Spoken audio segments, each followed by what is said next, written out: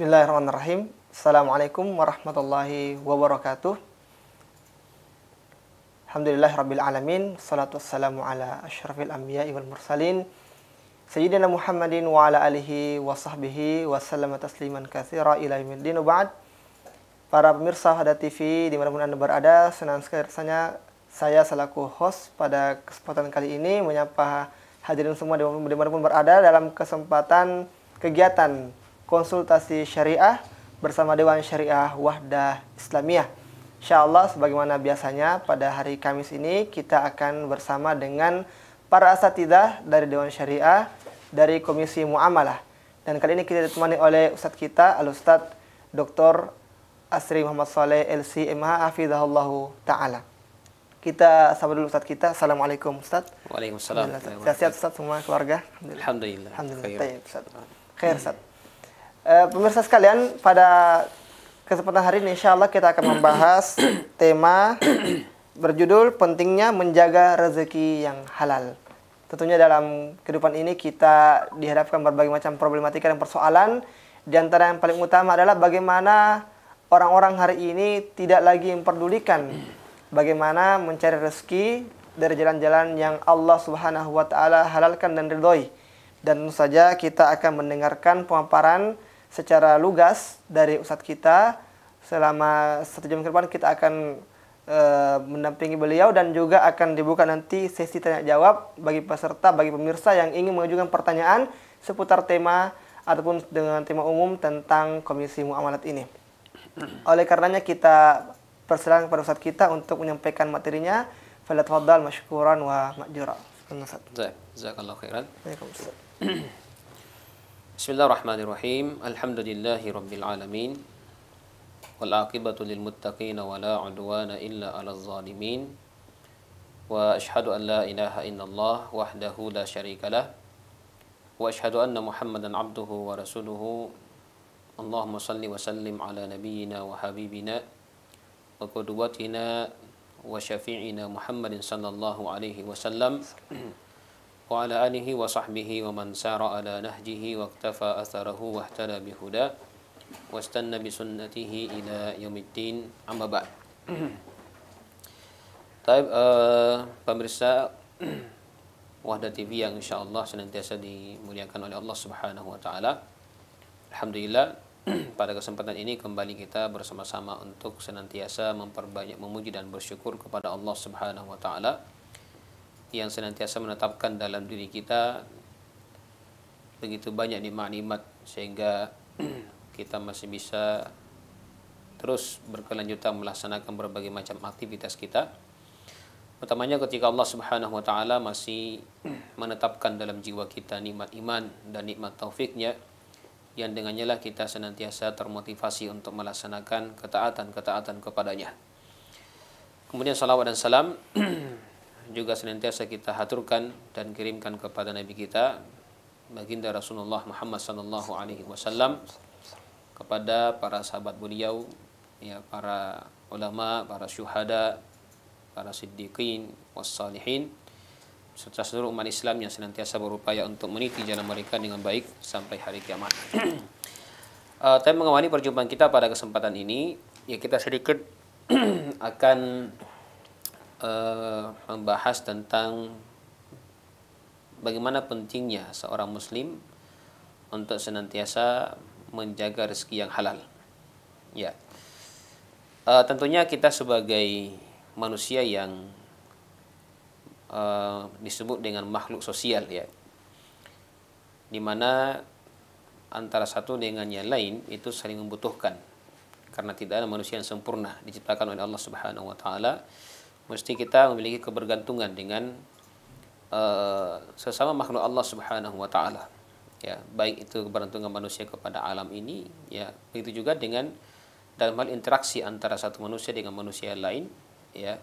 Tentunya ini merupakan perkara yang menjadi kebutuhan dalam hidup kita. Nah, dengan demikian maka untuk memenuhi berbagai macam hajat dan kebutuhan kita dalam keseharian kita, ya mau tidak mau kita harus berinteraksi dengan orang lain, ya, dalam kehidupan kita. Karena dengan cara seperti itulah kita bisa memenuhi apa yang kita butuhkan dalam kehidupan kita. Makanya Allah Subhanahu wa taala dalam Al-Qur'an itu banyak memberikan motivasi kepada hamba-hambanya untuk senantiasa melakukan hal-hal yang dibenarkan dalam agama kita demi untuk mencari rezeki Allah Subhanahu wa taala, mencari keutamaan daripada Allah Subhanahu wa taala. Begitu juga Allah Subhanahu wa taala ya menggambarkan kepada kita bagaimana profesi para nabi, ya, yang mana para nabi ini bukanlah orang-orang yang ketika mereka dikatakan fokus berdakwah, mencari akhirat dan seterusnya, bukan berarti mereka tidak lagi mencari urusan dunia, tapi ya di antara mereka memiliki banyak profesi. Ya, nanti kita sebutkan sebentar apa saja yang menjadi profesi para nabi ini. Kemudian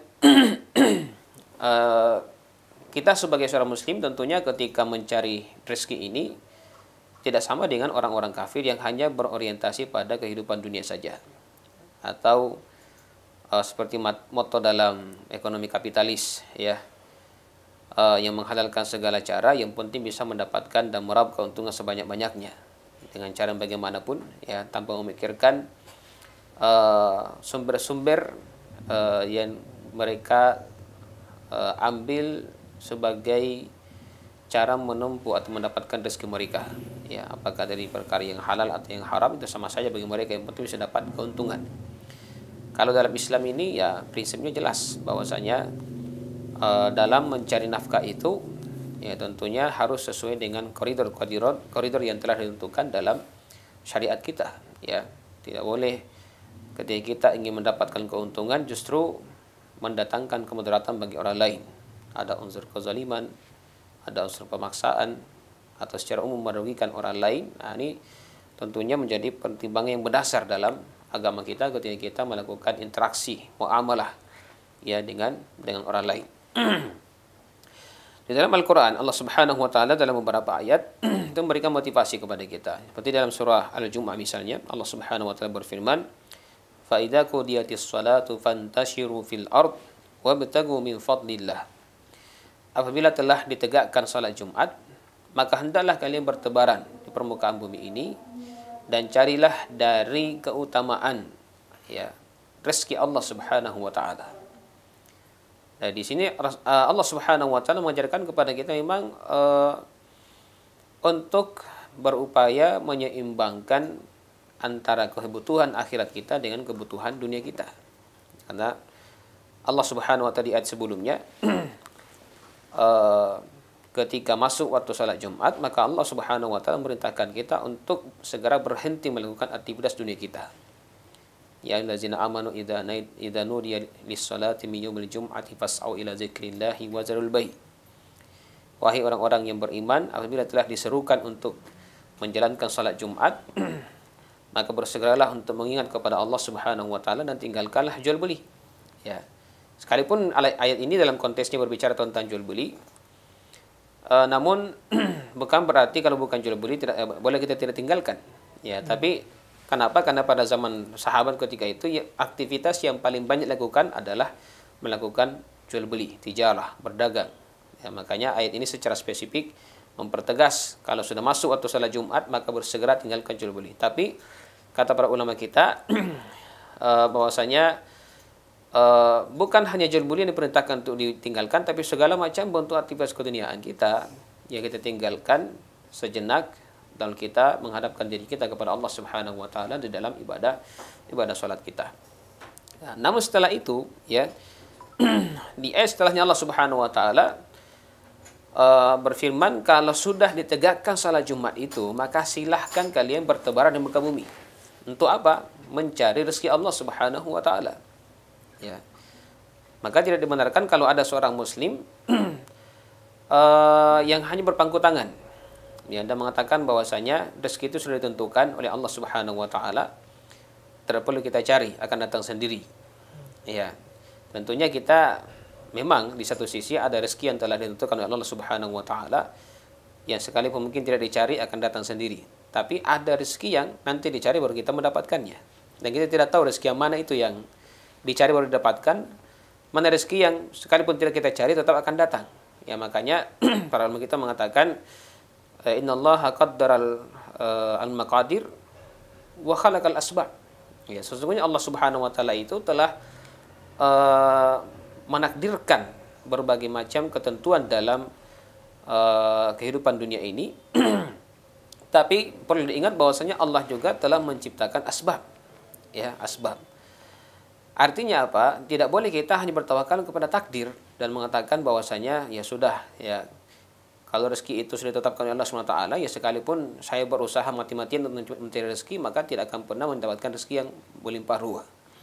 Sebenarnya begitu juga, ya sekalipun saya duduk manis di rumah dan seterusnya, atau bahkan hanya beribadah kepada Allah Subhanahu wa taala, ya rezeki itu akan datang. Kalau Allah takdirkan melimpah, akan melimpah rezeki itu kepada saya. Nah, ini prinsip yang tentunya tidak sejalan dengan prinsip yang disebutkan dalam Al-Qur'an dan hadis Nabi SAW. Makanya dalam sebuah riwayat disebutkan pada zaman Umar bin Khattab radhiyallahu anhu pernah beliau mendapatkan ada segolongan manusia di masjid, ya, yang selalu i'tikaf tiap hari di masjid. Mereka banyak berzikir kepada Allah Subhanahu wa taala, beribadah kepada Allah Subhanahu wa taala. Tiap hari diperhatikan oleh Umar bin Khattab radhiyallahu anhu. Sementara mereka ini adalah orang-orang yang memiliki tanggungan keluarga, tanggungan untuk berikan nafkah. Maka Umar mengatakan, ada apa dengan kalian? Kenapa tidak mau keluar dari masjid, ya, mencari rezeki untuk anak dan istri kalian? Ya. Fa inna as-samaa'a la tumtiru dhahaban wala fiddatan. Ya, beliau mengatakan sesungguhnya langit itu tidak akan menurunkan hujan emas dan perak. Ya, maka beliau mengusir orang tersebut dari masjid supaya mereka mau mencari rezeki, ya, mencari rezeki di luar. Nah, seperti itu. Dan ini prinsip yang perlu kita benahi dalam diri kita, prinsip keseimbangan. Ya, di satu sisi kita memang perlu untuk senantiasa memperbaiki hubungan kita dengan Allah Subhanahu wa taala dalam ibadah kita, tapi di sisi lain kita juga perlu untuk mencari rezeki yang halal untuk keluarga kita. Kemudian dalam surah Al-Mulk ayat 15 Allah Subhanahu wa taala berfirman, "Walladzi ja'ala lakumul arda zalulan famshu fi manakibiha wa kulu min rizqihi wa ilaihin nusyur." Dialah Allah Subhanahu wa taala yang telah menjadikan untuk kalian bumi itu tunduk. Ya, tunduk maksudnya ya bumi ini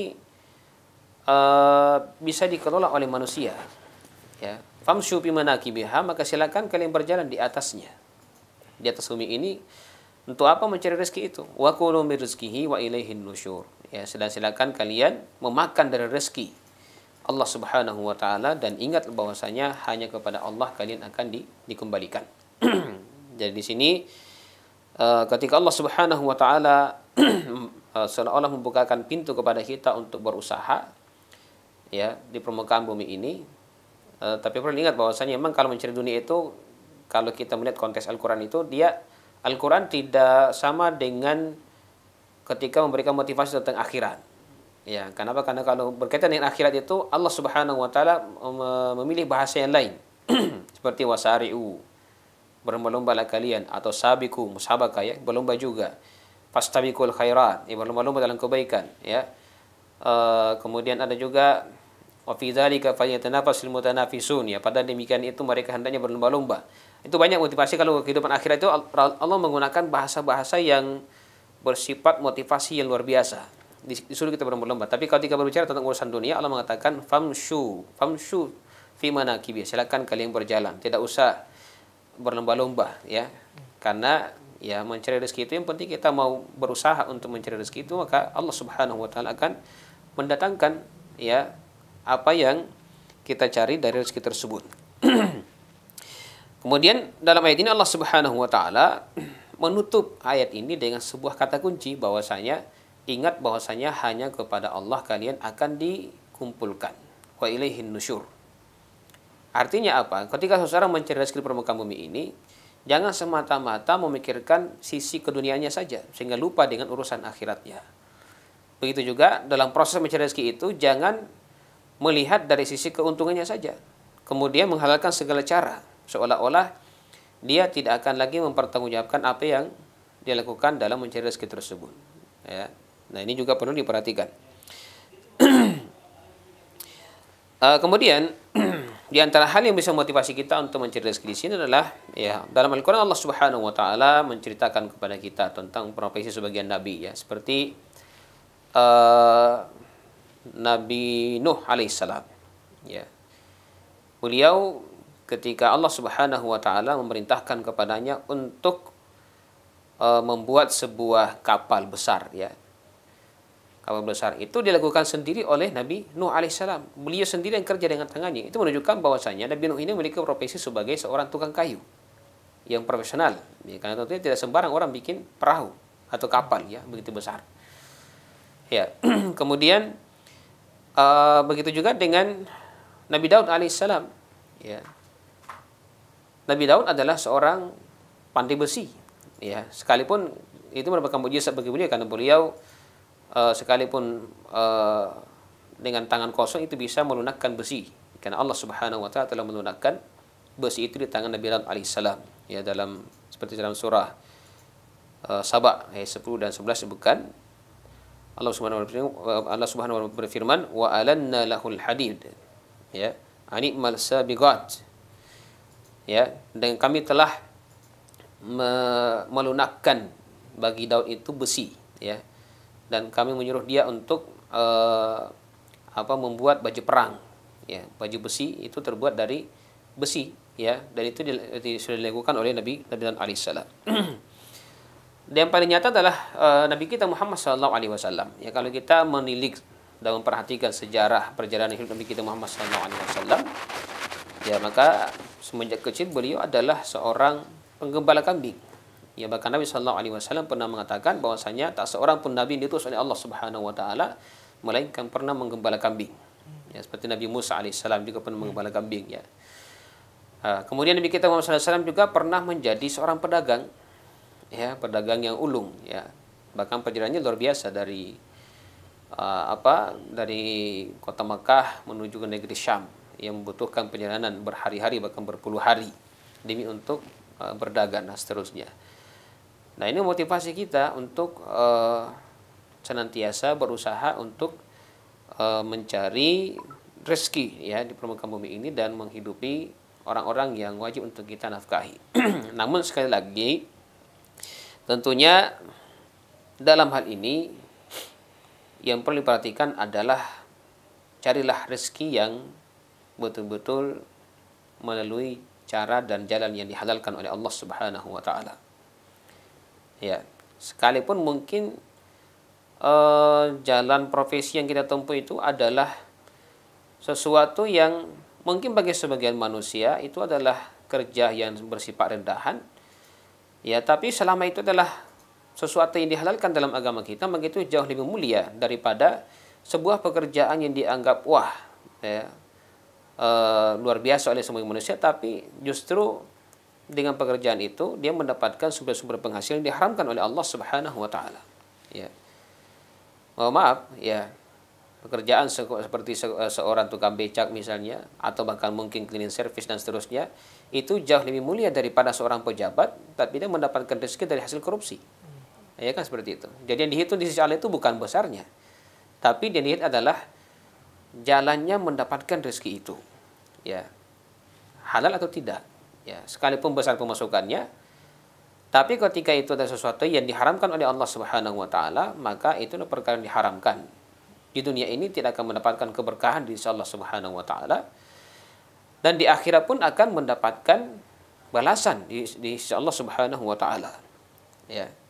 Bahkan tapi sekalipun sedikit ya ketika itu didapatkan dengan cara yang halal, maka itu akan mendapatkan atau mendatangkan keberkahan bagi ya pemiliknya ya karena itu yang akan mendatangkan ketenangan ya bayangkan tidak sedikit orang yang banyak uangnya tapi ketika didapatkan dengan cara yang diharamkan oleh Allah Subhanahu wa taala justru itu senantiasa menghantui dirinya ya hidupnya tidak tenang kayak dikejar-kejar ya alhamdulillah kalau ada orang yang kaya kemudian sumber penghasilannya juga jelas halalnya nah itu kan luar biasa ya sudah itu dia juga bisa berbagi dengan sesama orang-orang yang membutuhkan bantuan darinya. Nah ini luar biasa.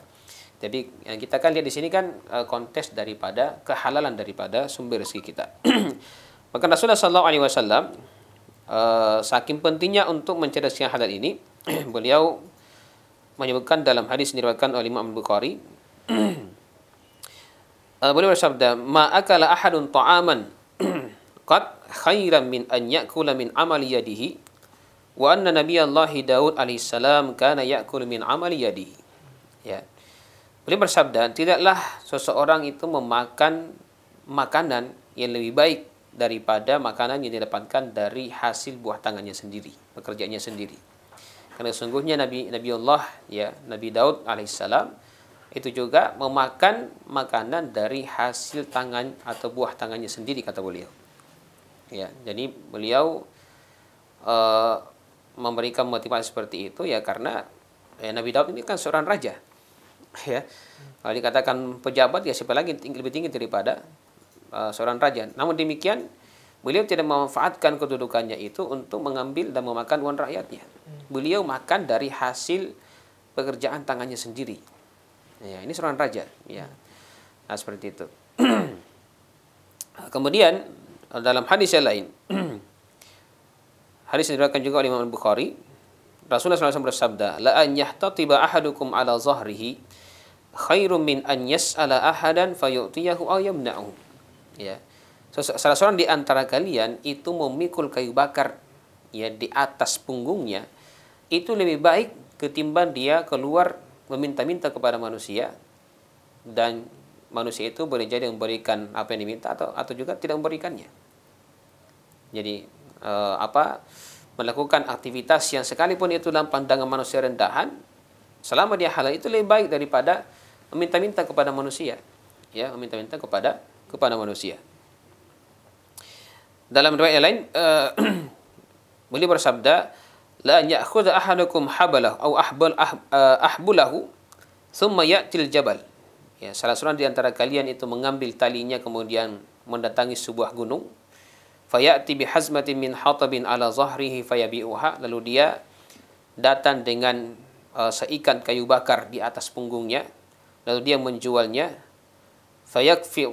fayakuffallahu biha wajhahu, lalu Allah Subhanahu wa taala melindungi wajahnya dengan hal tersebut, ya, khairun lahu min an yas'alan nas, itu lebih baik baginya daripada dia datang minta-minta kepada manusia, a'tauhu aw mana'u, ya, apakah mereka memberikan apa yang mereka minta atau manusia tidak memberikan apa yang diminta. Ya. Dari Islam itu kalau dalam konteks ajaran agama kita itu ya sangat melarang untuk menjadi pengemis. Ya. Islam itu sangat melarang untuk menjadi seorang pengemis, minta-minta kepada manusia. Ya. Apatah lagi kalau orangnya adalah orang yang memiliki fisik yang kuat, ya, masih mampu untuk bekerja, kemudian dia berdiri di pinggir jalan untuk minta-minta dan mengemis. Ini adalah bukan bagian daripada ajaran agama kita. Nah, jadi hal-hal yang seperti ini itu sekali lagi memberikan motivasi kepada kita untuk mencari pekerjaan-pekerjaan yang dihalalkan oleh Allah Subhanahu wa taala. Ya, jangan sampai kita karena terdesak misalnya ya, terdesak kemudian menempuh berbagai macam cara yang dilarang oleh Allah Subhanahu wa taala dalam kehidupan kita. Ya, karena tidak sedikit orang apalagi di zaman sekarang seperti ini ya. Ya, kadang-kadang ketika terdesak dalam masalah urusan ekonomi dan seterusnya dijadikan sebagai alasan ya untuk melakukan perkara-perkara yang diharamkan oleh Allah Subhanahu wa taala padahal belum sampai pada tingkatan darurat. Nah, ini kadang juga yang jadikan alasan ya seperti itu. Ya, dikatakan darurat itu bagaimana? Ya, darurat itu kalau ketika dia tidak mendapatkan pekerjaan yang halal, kemudian ketika tidak bekerja pada pekerjaan yang mungkin di dalamnya ada unsur keharaman, akan terancam jiwanya dan jiwa keluarganya. Itu dikatakan darurat. Mungkin tidak makan misalnya kan, tidak minum selama beberapa hari. Nah, ini dikatakan darurat, itu membolehkan untuk mencari pekerjaan sekali mungkin di situ ada unsur keharamannya tapi itu disesuaikan dengan kadarnya masing-masing.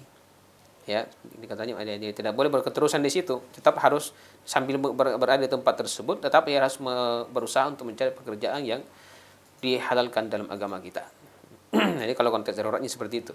Ya, tapi hukum asalnya kita mengatakan bahwasanya hendaknya kita senantiasa berupaya untuk mencari sumber-sumber rezeki yang dihalalkan dalam agama kita, dan itu insya Allah banyak kalau kita mau mencarinya, dan Allah Subhanahu wa taala akan memudahkan kita selama kita bersungguh-sungguh untuk mencari ridha Allah Subhanahu wa taala. Saya kira demikian mungkin pendahuluan bagi kita, ya. Tafadhal, kami kembalikan kepada host kita. Baik. Masya Allah pemirsa sekalian, kita telah mendengarkan pemaparan materi yang disampaikan oleh Ustadz kita, Ustadz Dr. Asli Muhammad Saleh Hafizahullah Ta'ala. Kemudian kita akan mengulas secara lebih spesifik dan mendalam tentang materi beliau, dan kita akan mengulas dari pertanyaan-pertanyaan masuk seputar materi beliau tadi. Ini pertanyaan-pertanyaan secara umum Ustadz ini. Baik. Yang pertama Ustadz tentang masalah riba. Ya, ada pertanyaan dari WhatsApp dari Luhur Utara. Nah, Pertanyaan Afan Ustadz, kami mau bertanya bagaimana cara keluar dari hutang riba yang sangat banyak, sementara semua penghasilan habis hanya untuk bayar cicilan hutang riba tersebut. baik. Jadi yang pertama-tama, sekalipun ini sudah terlanjur ya. Ya, tapi untuk sekedar menyadarkan kita semua jangan sampai menempuh jalan seperti ini. Kita harus yakini firman Allah Subhanahu wa taala, yamhaqullahu riba wa yurbis shadaqah. Bahwasanya Allah itu akan membinasakan riba itu dan akan menumbuhkan sedekah itu. Ya, jadi ini sudah kata kunci dari Allah Subhanahu wa taala. Kapan kita melakukan muamalah ribawiyah, maka tunggulah bahwasanya itu akan membuat harta benda kita akan binasa. Ya. Jadi sudah janji Allah Subhanahu wa taala seperti itu. Artinya kita akan binasa di sini bukan hanya binasa secara fisik, tapi juga akan hilang keberkahannya. Ya, mungkin kita mendapatkan harta benda yang banyak, tapi kalau kita kembalikan kepada diri kita, kondisi jiwa kita kok tidak tenang ya. Ya, justru semakin banyak harta semakin tidak karuan. Ya, semakin rumah tangganya semakin berantakan, kan seperti itu. Ini menunjukkan bahwasanya apa yang kita dapatkan itu tidak berberkah di sisi Allah Subhanahu wa taala. Ya. Bagaimana kalau sudah terlanjur? Ya, tentunya kalau sudah terlanjur ya apa boleh buat, ya kan? Seperti itu. Apa boleh buat bahwasanya kita harus berusaha untuk menunaikan apa yang telah kita akadkan. Ya, selesaikan, karena itu merupakan utang. Ya. Sekalipun mungkin dalam hal ini ketika utangnya itu kepada lembaga-lembaga keuangan seperti bank dan seterusnya, biasanya itu ada bentuk negosiasi. Ya, negosiasi biasanya kalau misalnya betul-betul nasabah yang berutang itu tidak mampu untuk membayar secara keseluruhan antara utang pokoknya dengan bunganya, biasanya itu ada jalan yang bisa ditempuh itu. Nah, ini membutuhkan orang-orang khusus ya, orang yang tahu prosesnya di bank itu. Minta supaya yang dibayar itu hanya utang pokoknya saja. Nah, itu ada celahnya. Ya, ada celahnya. Kalau sendiri pernah bicara dengan beberapa orang yang tahu celahnya itu, bilang bisa. Ya, yang jadi bayar itu adalah hanya utang pokoknya. Itu melakukan negosiasi dengan bank, tapi itu sekali lagi itu ada cara tersendiri. Silakan cari orang-orang yang mengetahui hal tersebut dan minta diurus ke bank atau ke lembaga keuangan, ya. Ya, tapi kalau yang utangnya kepada perorangan yang sulit. Ya kan? Nah, karena ya mereka melakukan akad 2 orang, kecuali kalau juga bisa negosiasi secara pribadi. Ya, itu baru bisa lepas dari ribanya itu, karena kan pakai sistem bunga istilahnya, sistem bunga. Nah, itu seperti itu. Jadi ini dikatakan bercicilan utang riba, ya. Jadi tidak masalah, ya, tidak masalah, selesaikan utangnya. Ya, karena utang itu ya bagaimanapun juga dunia itu tanggung jawab dunia akhirat. Ya, jadi harus diselesaikan. Wallahu a'lam. Pertanyaan lanjut Ustaz, kalau misalnya ada sebuah lembaga perbankan atau keuangan misalnya, ya tidak berterus terang, dia menunda bunganya itu ke belakang Ustaz. Jadi selesai semua cicilan pokoknya, atau mungkin sebagian semua cicilan pokok selesai, tapi ternyata masih ada denda atau bunga yang di belakang itu tidak disampaikan di awal. Bahwa ada dendanya, biar terlambat sekian hari dan seterusnya. Nah, ini kan tidak terus terang, nanti sudah selesai cicilan, yang artinya nasabah sudah mengira selesai cicilannya, ternyata di akhir ada denda-denda yang tertumpuk di belakang Ustaz. Gimana kalau begitu Ustaz? Artinya ini masuk riba. Sama dengan ini, ya, sama dengan seperti ini. Artinya kalau kita sudah membayar utang pokok kita, kemudian pihak menuntut kita adanya utang ya, bunga ya, utang bunga atau denda, denda. Itu kita bisa melakukan negosiasi sebenarnya dengan pihak bank, ya, untuk membayar hanya utang pokok saja, ya, utang pokok. Nah, sekali lagi butuh orang yang berpengalaman yang bisa bernegosiasi dengan pihak bank. Dan setahu saya juga sebagian bank-bank syariah sekalipun menetapkan juga apa yang disebut dengan takzir, ya, takzir, kalau itu kan sebenarnya tentang keterlambatan, tentang keterlambatan bagi orang yang memang sebenarnya mampu untuk membayar kemudian dia sengaja menunda. Nah, itu katanya saya pernah diskusi dengan sebagian pegawai bank, ya, dia mengatakan itu sebenarnya nanti di akhir baru ditagih, tapi diberikan kelonggaran kepada nasabah kalau memang dia oleh orang-orang yang memang orangnya agak kurang mampu, diberikan pilihan apakah Anda mau bayar atau tidak. Kalau tidak, ya mereka juga tidak akan paksakan. Nah, saya kira itu lebih bagus. Kalau memang orang yang tidak mampu, ya tidak usah dibayar, kan seperti itu. Nah, Ustaz, syukran Ustaz, jazakallahu khairan. Selanjutnya Ustaz, ini terkait dengan jasa kurir Ustaz, yang mungkin selama ini atau sudah berjalan selama ini. Kami ada usaha jasa kurir, biasanya pelanggan ingin diberikan makanan atau minuman, kemudian kami pakai uang kami terlebih dahulu. Nanti disampai di pelanggan makanan tersebut baru dibayar. Dan pengantar meminta uang jasa kurir yang disepakati sebelumnya, Ustaz. Bagaimana hukumnya? Baik. Yang pertama, kalau berkaitan dengan hal ini, kalau dia bersifat manual maka juga tidak masalah sebenarnya, ya. Jadi misalnya dia dibayarkan dia telepon orang misalnya, ya, minta dibelikan makanan, kemudian orang itu mengatakan iya saya akan belikan dengan harga sekian, kemudian ada ongkirnya seperti ini, itu tidak masalah karena kan di situ ada unsur wakalah mewakilkan orang lain untuk memberikan makanan, ya. Tapi ingat bahwasanya kalau dia mewakilkan berarti dia tidak ambil keuntungan kalau akadnya wakalah, ya kan. Jadi berapa dia belikan makanan itu, maka segitu juga sampaikan kepada pembeli. Ya, karena dia mewakili kan, sekalipun pakai uangnya. Ya, kalau dia mewakilkan tapi dia lama ini berutang juga. Kemudian dia minta uang ongkir, itu namanya sewa jasa. Ya, sewa jasa. Sehingga ketika dia minta ongkir, misalnya harga makanannya 20.000, tapi dia mengatakan ada ongkirnya 10.000, berarti kan 30.000. Itu tidak masalah. Tidak masalah. Nah, sekarang ini kan yang lebih modern adalah pakai aplikasi. Ya, ada kan pakai aplikasi. Yang ketiga. Nah, bagaimana misalnya, ini kadang dipermasalahkan oleh sebagian orang, ya. Mereka mengatakan di situ ada riba. Kenapa? Karena pihak yang membeli itu membeli, kemudian dia memberikan utang pada hakikatnya kepada pembeli itu. Kemudian dia menaikkan harganya, berarti kan itu ada ribanya. Misalnya harga makanan itu yang sebenarnya yang di warung misalnya hanya 15.000. Tapi karena dia belanja lewat aplikasi, dia naikkan harganya menjadi 20.000. 20.000 kan? Padahal pembeli ini kan dikatakan berutang kepada pihak pembuat aplikasi itu, ya, aplikasi itu. Kemudian dia mengatakan bahwasanya ya berarti itu riba, ditambah lagi dengan ongkir. Itu mengatakan itu bukan riba. Dan ada unsur riba di situ. Kenapa? Karena pihak pemilik aplikasi itu ketika dia menawarkan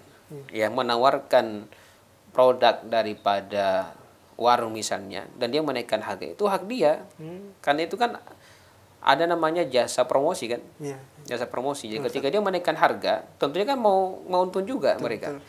Nah, sehingga itu yang membelikan pesannya di aplikasi.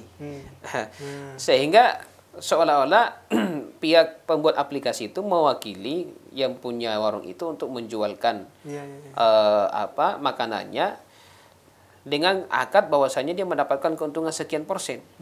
Nah, itu kan tidak masalah. Itu sesuatu yang lumrah dalam bisnis kan seperti itu. Ketika dia menawarkan barang orang kemudian dia menaikkan harganya dengan harga yang disepakati oleh produsen dan barang itu laku, tidak masalah. Adapun tambahan dari ongkirnya juga itu haknya orang yang mengantarkan. Dia juga mau dapat untung di situ. Nah, sehingga wajar kalau dia menaikkan harga yang mungkin kalau kita beli sendiri datang ke sana harganya cuma 15.000, sampai ke kita 30.000 harganya. Karena ada jasa kan? Ada jasa promosinya, ada jasa orang mengantarkan kepada kita, itu tidak masalah, hal yang lumrah. Nah, wallahu a'lam. Syukran Ustaz, barakallahu fikum. Sekarang Ustaz, pertanyaan terkait dengan fatwa dewan syariah Ustaz. Apakah sudah ada fatwa dewan syariah tentang hukum menggunakan cashback dari hasil top up salah satu salah satu ya kita sebutkan saya di sini ya, Shopee Pay ya. Ya, yang di marketplace ya. Iya. Ada cashback. Ya. Biasanya cashbacknya itu dalam bentuk ada ongkir ya. Iya. Gratis ongkir ya. Iya betul. Ya. Banyak bentuk-bentuknya Ustaz. Atau Iya. poin-poin. Iya, poin-poin Dan seterusnya. untuk- Ya. Ini kalau secara lembaga dari Dewan Syariah sendiri belum ada.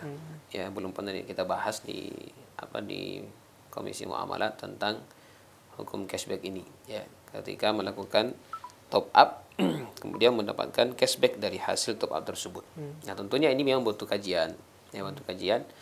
Apa ketika di top up ke marketplace misalnya atau aplikasi yang lainnya, apakah itu akadnya adalah akad wadiah titipan uang atau dia akadnya dikatakan akad qard sebagai piutang? Ya, kalau piutang kan tidak boleh kita mengambil manfaat darinya. Betul, Ustaz. Nah, seperti itu. Di satu sisi dia mirip piutang. Kenapa? Karena uang yang kita masukkan itu boleh jadi pihak pengguna aplikasi itu akan menggunakan. Berarti menjadi utang. Betul. Tapi di sisi lain juga dia tidak menyelisih utang. Kenapa? Karena kita bisa ambil kapan saja. Membelanjakan kapan saja kan seperti itu. Karena kalau utang kan itu mesti bisa ada jangka waktunya sampai sekian baru kita ambil. Ini tidak ada. Tidak ada. Jadi di satu sisi ada mirip-mirip dengan utang, di sisi lain juga kayak titipan saja. Kita boleh ambil kapan saja kan seperti itu. Nah, sekarang ini Anda sendiri belum terlalu belum mendalami secara khusus. Nah, sehingga saya tidak berani memberikan hukum apakah dia halal atau haram. Nah, Allah Allah. Baik. Kemudian nanti Dewan Syariah bisa lebih mengatakan dalam kajian nanti coba kita angkat secara khusus di Komisi Muamalah. Karena ini sudah banyak sekali terjadi di masyarakat dan kayaknya sudah lurus. Baik. Selanjutnya Ustaz, bagaimana hukumnya menjadi agen transfer untuk kerjasama dengan bank Ustaz? Kerjasama dengan bank untuk jadi agen transfer, misalnya agen dari beberapa bank-bank yang sudah cukup besar di negeri kita. Ya karena mungkin daerah terpencil mungkin ya, tidak mungkin kan terjangkau ATM dan seterusnya, mungkin dia jadi agen di situ. Bagaimana hukumnya? Ya, jadi berkaitan dengan masalah menjadi agen-agen. Kalau agen-agen itu kan perpanjangan tangan, mewakili daripada pihak bank itu. Jadi kalau misalnya kita lihat yang banyak di daerah itu kan seperti berailing ya. Berailing. Nah, apakah ini ketika kita menjadi agen seperti itu sesuatu yang diharamkan dalam agama itu? Tidak. Maka kita mengatakan bahwasanya yang kita harus objektif dalam menilai ya. Bahwasanya ban itu yang haram bukan zatnya. Bukan bannya yang haram, tapi transaksi yang di dalamnya itu ada transaksi ribawi ya, dan atau transaksi gharar, ketidakjelasan, atau transaksi unsur menzalimi, dan itulah yang haram. Itulah yang haram. Kan kadang-kadang orang terlalu ekstrim mengatakan tidak boleh sama sekali bersentuhan dengan bahan konvensional. Ya. Biar menggunakan AC-nya tidak boleh kalau itu. Ini kan kelewatan juga kan. Sementara yang diharamkan itu kan bukan fisiknya, tapi proses akad yang berlaku dalamnya itu ketika mengandung perkara yang haram ya, itu menjadi haram. Nah, maka sama dengan ini menjadi agen-agen ban atau seperti berailing itu ya. Hukum maksudnya kita mengatakan boleh saja. Ya selama tidak transaksi melanggar syariat. Ya kalau misalnya hanya sekedar untuk jasa pembayaran pembayaran ada pembayaran listrik, penjualan token dan semisalnya, itu kan tidak masalah. Kemudian mungkin yang paling sering itu kan misalnya jasa transfer uang. Jasa transfer uang itu juga tidak masalah. Jadi misalnya kita transfer ke orang 100.000 atau 1 juta misalnya, kita minta uang jasa transfer itu misalnya 10.000. Itu hal yang wajar, tidak masalah. Kenapa? Karena di sini melakukan sewa jasa. Jadi kita menyediakan kepada orang jasa itu, kemudian ketika mereka pakai, kita berhak untuk minta sewa jasa. Nah, selama transaksinya hal seperti itu saja, saya tidak masalah. Ya masalah itu kalau ada ya kaitan dengan unsur ribawi, kita juga buka misalnya proses peminjaman, memberikan piutang kepada orang, kemudian kita kasih bunga misalnya, itu baru dikatakan haram prosesnya, transaksinya itu dikatakan haram. Adapun secara umum kita kembali kepada hukum asal, bahwasanya hukumnya boleh saja. Ya, seperti itu. Berarti objektif kita katakan bank tidak secara zatnya haram, secara menyeluruh, cuma akad di dalamnya itu yang akad di dalamnya itu menjadi haram. Ustaz. Sekarang Ustaz, selanjutnya Ustaz, pertanyaan cukup panjang ini. Nah. Begini saat kasusnya, ada pejabat ponpes punya usaha laundry pribadi. Ya. Nah, konsumennya itu 100% dari santri ponpes yang jumlahnya kurang lebih 60 orang. Nah. Kemudian ada santri yang berbayar 20 orang, kemudian santri yang digratiskan 40 orang. Ini Ustaz tergantung karena kemampuan mereka, Ustaz. Dan aturan ponpes santri gratis tidak ikut laundry. Ini kan beasiswa, Ustaz. Ya. Tapi pemilik laundry mewajibkan semua santri melaundry, Ustaz. Artinya mereka tidak wajib, tapi mereka disubsidi oleh pesantren. Sehingga buntutnya itu pemilik laundry mewajibkan ponpes membayar kekurangan laundrynya itu 40 santri gratis itu dibayarkan oleh ponpes itu tersebut. Nah. Sehingga ponpes itu tekor sekitar 4-5 jutaan per bulan, Ustaz. Ya, diasumsikan 150.000 per orang kali 40 orang. Ya. Ini, Ustaz. Kemudian benar ponpes menyetorkan secara diam-diam kelebihannya itu ke pemilik laundry karena ketakutan dengan takut dengan pihak-pihak yang mungkin akan menghakimi dan seterusnya, Ustaz. Ya. Sehingga dan yang masalah, Ustaz, karena selama ini tidak ada akad antara pemilik laundry dengan ponpes, Ustaz. Tidak ada yang mengikat akad tersebut. Dan yang masalah lagi karena kepada santri dan orang tua, pemilik laundry itu mengatakan ini usaha pondok. Ini juga, Ustaz, ada unsur menyembunyikan kebenaran, Ustaz. Kemudian setelah itu ponpes juga yang mendapat tanggungannya ketika ada komplain, Ustaz. Sementara ini bukan usaha ponpes itu sendiri, ini usaha daripada salah seorang pemilik atau orang-orang terpercaya di situ, Ustaz.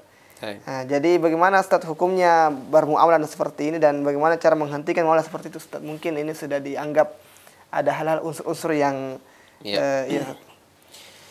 pertama tadi kalau kita lihat konteks pertanyaannya, berarti yang punya laundry ini juga punya hubungan dengan pondok. Nah, Ustaz.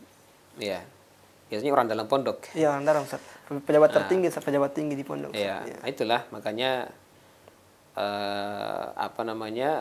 ya mungkin pengelola dari bendahara misalnya itu merasa takut seperti itu. Nah, Ustaz.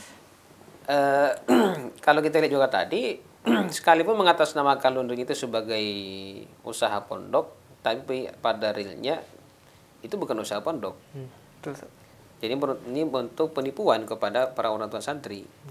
Ya, ketika disampaikan kepada mereka bahwasanya laundry ini adalah usaha pondok, namun ternyata keuntungannya itu 100% diambil oleh pengelola laundry itu sendiri dan tidak ada yang masuk ke dalam pondok. Nah, ini jelas adalah bentuk penipuan yang sangat besar ya, karena memanfaatkan nama pondok ya untuk menarik perhatian dari orang tua untuk membayar, tapi ternyata justru yang ada adalah hanya untuk kepentingan pribadi. Nah, seperti itu. Nah, ini tentunya bagaimana ya? Kesadaran pribadi itu sangat penting dalam mengelola pondok. Bahwasanya kita mengelola pondok, apalagi pondok pesantren yang menghafal Quran ya. Tujuan kita itu membangun itu bukan untuk semata-mata memperkaya diri, kan seperti itu. Orientasinya jangan ke sana. Kita membentuk lembaga seperti itu menghafal Quran, orientasinya memang untuk mencetak generasi-generasi yang rabbani yang menghafalkan Al-Quran dan memahami Islam dengan baik, kan seperti itu. Kalau sudah berorientasi seperti itu, maka jelas kita sekalipun itu adalah pengurus pondok atau pembina utama atau bahkan mudir sekalian, pembina pondok sekalian ya, kalau tujuannya sudah seperti itu sudah melenceng. Ya, maka harusnya para pengurus di situ ya harus punya strategi untuk menghadapi orang-orang yang seperti ini, yang memanfaatkan keberadaan pondok seperti itu hanya untuk memperkaya diri. Ya. Apalagi kita zaman sekarang ini kan rata-rata lembaga-lembaga pondok-pondok itu kan harus dikelola dengan profesional, kan seperti itu. Sekalipun mungkin yang membangun itu adalah yang punya yayasan misalnya, kan seperti itu, tapi kan itu alur keuangan itu kan harus jelas. Ya, harus jelas. Kalau dikatakan pondok punya usaha, kita harus jujur ya bahwasanya berapa yang masuk ke kas pondok setiap bulannya, misalnya berapa persen, ya berapa yang diambil. Tidak masalah setelah misalnya pengelola misalnya dapat 70% masuk ke pondok hanya 30%, tidak masalah. Ya, itu lebih bagus ketimbang kayak main kucing-kucingan seperti itu ya. Itu tidak jelas. Kenapa? Karena itu pasti ujung-ujungnya ada ketidakpuasan dan kekecewaan bagi sebagian pengurus. Ya kan seperti itu. Ada yang mungkin sudah setengah mati mengurus pondok dan seterusnya. Kemudian yang ternyata dia hanya mendapatkan insentif yang tidak memadai kan seperti itu. Sementara di sisi lain ada orang yang santai-santai kemudian mendapatkan masukan tiap bulan yang berlebihan. Ya, apatah lagi kalau dikatakan tadi bahwasanya ternyata yang tidak membayar itu yang lebih banyak orang, yang 40 orang, yang hanya membayar hanya 20 orang, 40 orang itu ditanggung oleh pondok. Ya, itu kan kezaliman luar biasa. Apalagi dipaksa lagi. Ya. Dipaksa bahwasanya 40 orang itu harus ditanggung oleh pondok. Ya. Ini sudah berlipat ganda kezalimannya, sudah ada unsur kecurangannya, unsur kebohongannya, unsur penipuannya, ya. Ada semua situ unsur kezalimannya, ya. Sudah menumpuk pada dirinya.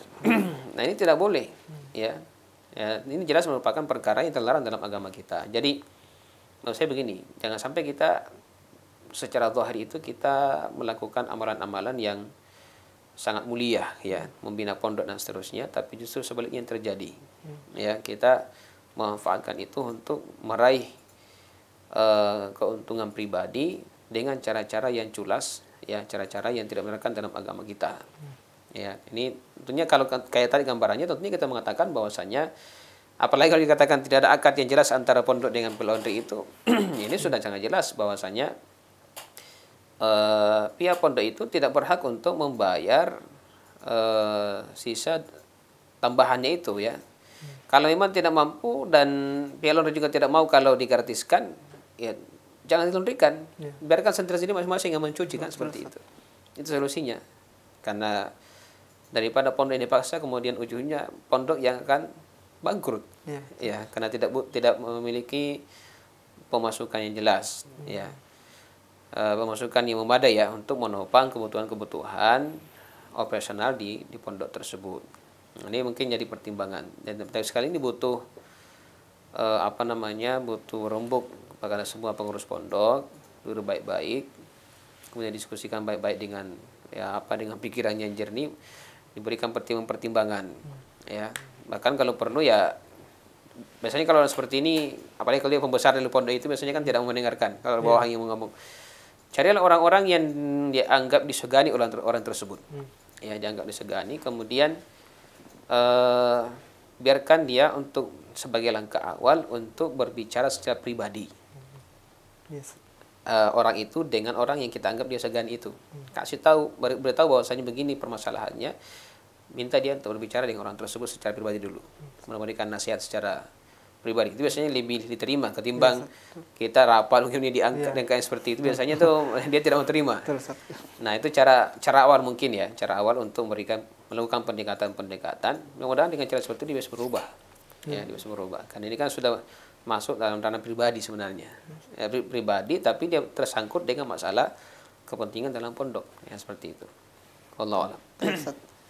Mungkin terakhir pertanyaan daripada konsultasi kajian syariah kali ini dari Abdullah di WhatsApp. Ini agak sedikit aneh, Ustaz. Mohon sarannya, Ustaz, tentang pengelolaan uang, Ustaz. Beliau ini seorang yang ingin menikah. Dia sudah bekerja selama beberapa bulan dan ada penghasilannya juga, dan sudah ada tabungannya 40 juta, Ustaz. Pertanyaannya itu karena beliau, berapakah biaya nikah yang harus beliau keluarkan dan biaya yang harus beliau simpan untuk kehidupan setelah menikahnya, Ustaz? Kira-kira bagaimana, Ustaz? Iya. Nah, ini kalau berbicara tentang masalah biaya pernikahan itu kan relatif sebenarnya. Ya. Ini orang apa ini? Allah alam, saat ini Abdullah namanya. Ya. Ya, kalau kan tiap daerah masing-masing itu kan beda biaya nikahnya kan. Ya. Kalau di Jawa mungkin ya daerah Jawa, ya, itu mungkin bisa dikatakan agak mudah gitu, ya. Tapi kalau untuk sebagian agak ke timur termasuk Sulawesi, Makassar, orang Bugis itu biasanya kalau menikah itu kan sekalipun mahalnya tidak mahal, tapi ada namanya uang panai itu. Nah, itu yang uang panai itu adalah uang yang dipakai untuk berpesta, itu biasanya ditanggung oleh pihak suami. Nah, itu yang membuat kadang melambung tinggi, ya, harganya kalau menikah. Nah, seperti itu. Jadi kalau misalnya ini tentu butuh strategi, ya. Kalau misalnya kita hanya punya uang sekitar gitu, ya. Taruhlah misalnya ini orang Bugis Makassar misalnya, ya. Maka tentunya dalam memanage uangnya seperti ini, Eh, yang pertama itu adalah dalam memilih kriteria calon. Ya. Jangan memilih calon yang memang sudah kita prediksi bahwasanya pasti keluarganya akan meminta istilahnya uang panai itu dengan jumlah yang melebihi daripada kapasitas kita. Nah, seperti itu. Yang paling penting pertama, karena kita punya kecuali kalau ada bantuan dari orang tua kan, ya. Tapi kalau biasanya kan orang seperti orang mandiri. Kalau kita ini orangnya orang mandiri, ya seperti itu. Jadi itu kan kemampuan kita. Kemudian kalau ada yang kita sudah pilih, yang kita sudah prediksikan bahwasanya itu memang ya ada calon ya, akhwat misalnya. Terus terang saja ya kepada, tapi sebenarnya seandainya ada komunikasi, tapi komunikasi yang artinya terbatas ya dengan calonnya itu, terus terang saja bilang saya kemampuan saya seperti ini, biarkan dia melobi kepada orang tuanya.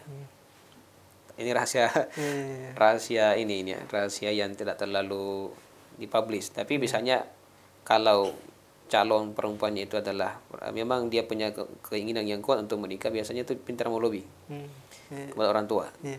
Dia akan melobi orang tuanya bahwasanya kemampuan daripada calonnya itu hanya sekian, dan sehingga dia yang sangat berperan untuk ya mungkin sekalipun orang tuanya punya punya standar yang tinggi, tapi karena dia melihat anak ini sudah mau menikah, biasanya agak turun.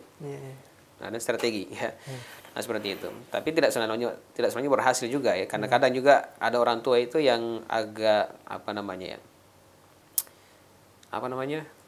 dia karena pengaruh keluarga, faktor keluarga ya. Prinsipnya mungkin ya, dia punya prinsip tidak mau terlalu dibawa. Apalagi kalau anak-anaknya lain itu menikah dengan standar yang tinggi, misalnya dia tidak pembanding. Ya, tapi kadang juga ada yang berhasil. Ya, makanya cara seperti ini tidak masalah kita coba kan seperti itu.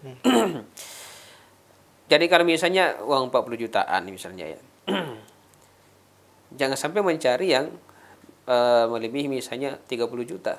Ya, kalau bisa mendapatkan yang 25 lah itu bagus sekali. Sekalipun ya kalau kita lihat sekarang ya mungkin agak jarang. Ya, tapi ya namanya seperti itu kan Allah yang berkehendak. Nah, sehingga masih ada sisanya untuk kebutuhan kelanjutan setelah menikah itu. Termasuk di sini adalah mengontrak tempat tinggal, ya kebutuhan sehari-hari menjadi kebutuhan itu kan sangat penting juga. Ya, jangan sampai dihabiskan kemudian setelah itu gigit jari. Ya. Ini istri mau dikasih apa ini? Kan seperti itu. Ya. Allah alam. Ini mungkin secara singkat seperti itu. Nah. Syukran Ustaz, jazakallahu khairan. Masya Allah, pemirsa sekalian, sangat menarik diskusi kita pada kesempatan kali ini tentang bagaimana kita mencari harta yang halal. Kemudian kita ya tentu saja bukan cuma mencari harta yang halal Ustaz, tapi bagaimana kita mengalokasikan harta tersebut dan hal-hal yang Allah SWT ridho dan Allah SWT cintai. Dan tentu saja pemirsa sekalian, hal tersebut sangat penting untuk kita perhatikan bersama, bahwasanya harta itu bukan jumlahnya yang paling penting, tapi bagaimana keberkahannya, bagaimana kehalalannya, dan Allah Subhanahu wa taala meridhoi apa yang setiap harta yang kita dapatkan dari jalan-jalan hal tersebut. Dan dengan berakhirnya pertanyaan tadi juga sekaligus menandai berakhirnya pertemuan kita pada kesempatan kali ini, dan kita ucapkan syukran jazakallahu khairan pada Ustaz kita, Ustaz Asy-Syafi'i. Barakallahu fikum Ustaz, mudah Allah SWT menjaga beliau dan keluarga beliau, dan kita bertemu kembali pada momentum yang kesempatan yang akan datang insyaallah taala.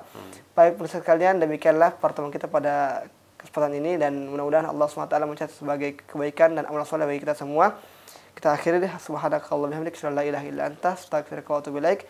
Sallallahu alaihi Muhammadin wa ala alihi wasallam. Walhamdulillahirabbil alamin. Wassalamualaikum warahmatullahi wabarakatuh.